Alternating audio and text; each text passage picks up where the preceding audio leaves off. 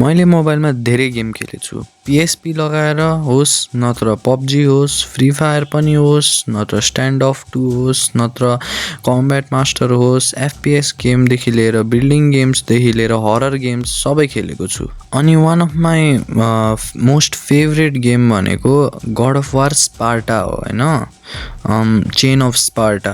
त्यो चाहिँ मैले PSP लगाएर खेलेको। म सर्च गरिरहेको थिएँ इन्टरनेटमा कि नेपालीहरूले नि गेम बनाएको होला भनेर, अनि मैले नेपा सागा भन्ने एउटा गेम भेट्टाएँ। म यसको डेभलपरहरूलाई सोध्न चाहन्छु किन लाइक मैले खेलेको छु आफै हेर।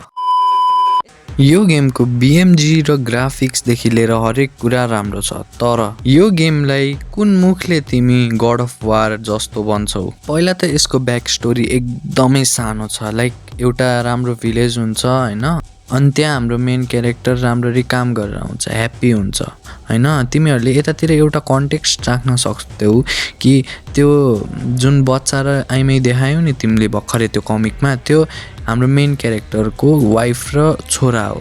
अनि एउटा दानवले अट्याक गर्छ आफ्नो सेनाले, जसले गर्दाखेरि आफ्नो हिरोले के हराउँछ भन्ने कुरा पनि देखाएको छैन ब्याक स्टोरीले। अनि यो गड अफ वार लाइक गेमले, गड अफ वार लिटरल्ली त्यो गेम, त्यस्तो लेजेन्डरी गेमलाई तिमीले यो गेमसँग कम्पेयर गर्छौ भने तिमीलाई त थुनै छ।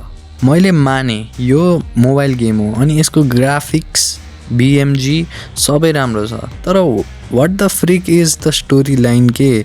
यस्तो छेरपटे स्टोरी लाइन मैले अझैसम्म देखाएको थिइनँ होला। न त डिटेलिङमा गएको छ, सिधै हल्का स्टोरी देखाइदिएछ अनि सिधै गेममा लगिदिएछ के। अनि मैले यो गेम अगाडिसम्म खेलेँ होइन, जहाँसम्म यसले सिल्ड पाउँछ। अनि मैले एउटा यस्तो ग्लिच पाएँ कि होइन, यो त्यो गेममा भएको लिटरल के भन्नु, त्यो लुन्सहरू हुन्छ नि होइन, गेममा भएको भिलेनहरू नै स्पन हुँदैन।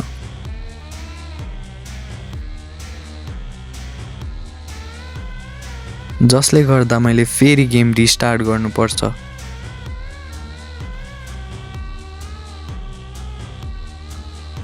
पहिला कुरा गरौँ यो भिलेन लुन्सहरूको बारेमा। न त यिनीहरूसँग कुनै अट्याक छ न त केही छ। एकचोटि ब्लक गर्यो र 4 चोटि अट्याक थिच्यो भने मात्र यिनीहरू मर्छ। अनि यसको अट्याक स्टाइल भनेको यस्तो हावा छ नि, आफै हेर। यिनीहरूले फ्रीमा पाएको जुन अट्याकहरू हुन्छन् त्यही युज गरेको जस्तो छ। हेड टु टेल यो सब हुन्छ नि होइन, यो पुरै गड अफ वारको कपी बनाउन खोजेको छ, तर राम्ररी कपी गर्न खोजेको लाइक राम्ररी कपी भएकै छैन यिनीहरूबाट।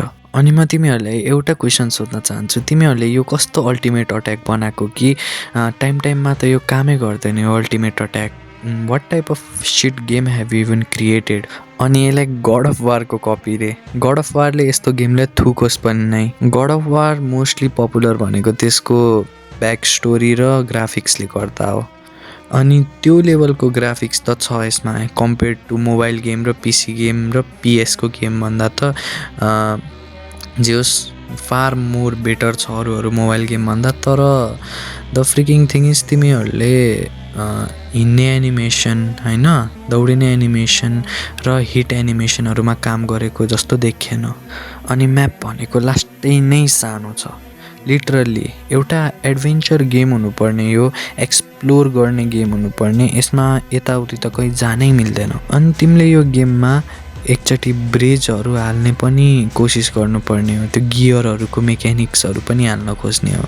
अनि यसमा बस फाइट त सायद लास्टमा नै छ होला होइन, किनभने हरेक एभ्री सिनमा होइन, जतिसम्म मैले खेलेछु नि होइन, एभ्री सिनमा म लुन्सहरूसँग मात्र फाइट गरेको कि एकचोटि बस देखाएको छ। अनि त्यो बसको पनि थोबडा यस्तो नराम्रो गरेछ नि तिमीहरूले।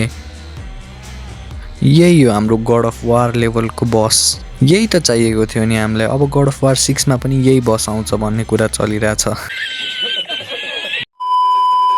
अनि यो मोहिनी भन्ने क्रिएचरको डेथ साउन्ड यति ठुलो किन छ अनि यति इरिटेटिङ किन छ? यसले ओभरअल गेममा केही गरेको नै छैन। यसले मलाई फ्रिज गर्ने काम बाहेक केही गरेको नै छैन। यसको कम्ब्याट नै के हो नै थाहा छैन कि। जस्ट हेर, यसले फ्रिज गर्ने बाहेक अरू केही गरेको नै छैन। अब इयरफोन लगाएको छौ भने खोल। लौ टाइमर पनि दिन्छु म तिमीलाई।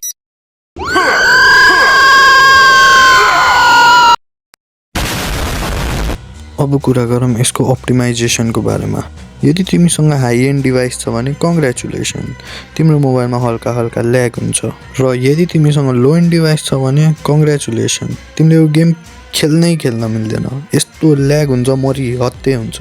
गड अफ वारको कपी बनाउनु भन्दा आफ्नै केही क्रिएसन लगाएर नयाँ गेम हाल्यो भने अडियन्सले सपोर्ट पनि गर्छ जस्तो लाग्छ मलाई। हेर अब कहाँ तिम्रो mobile game god of war जस्तो त्यस्तो 500-600 GB लाग्ने गेमसँग कम्पेयर भइरहेछ होइन गेम त ओभरअल लास्टै नै राम्रो छ। तिमीले बस त्यो लुन्सहरूलाई फिक्स गर, बस फाइटहरू गराऊ र म्याप एक्सप्लोर गर्ने ठाउँहरू अझै बनायो भने यो गेम एब्सोल्युट दामी छ ओके। अनि अभियसली यसको कम्ब्याट स्टाइलिङलाई पनि चेन्ज गर्नु नै पर्छ, किनभने यसको कम्ब्याट स्टाइलिङ लिटरली यस्तो नराम्रो छ नि होइन, 2D गेम्सहरूमा पनि राम्रो छ जस्तो फिल गराउँछ यसले। लाइक मोस्टली तिम्रो अल्टिमेट अट्याकहरू अर्कै गर्छ। So yeah that's it. अनि अप्टिमाइजेसनको कुरा पनि ह्यान्डल गर आफै, किनभने मोस्टली नेपालमा मान्छेहरूसँग लो एन्ड डिभाइस छ, लो एन्ड मोबाइल डिभाइस छ, अनि तिम्रो यो गेम लो एन्ड मोबाइल डिभाइसमा त चल्दैन।